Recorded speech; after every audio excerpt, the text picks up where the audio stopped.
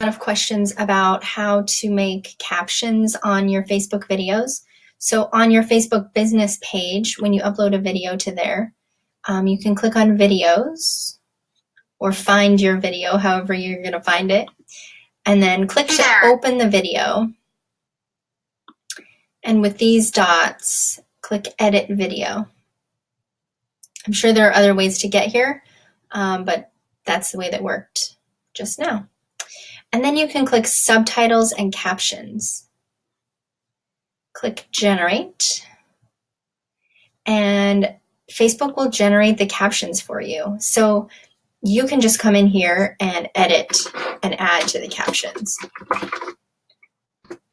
It usually does a really great job of capturing exactly what you said, but sometimes you just have to go through and edit. So you just kind of scroll down and make sure that what you said on the video is what shows up here.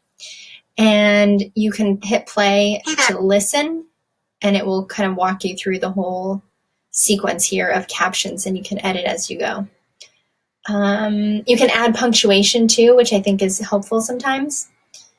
Videos naturally flow, but you want to add a little bit of punctuation. So there you go. That's how to add captions. It's super easy, and Facebook really just does it for you.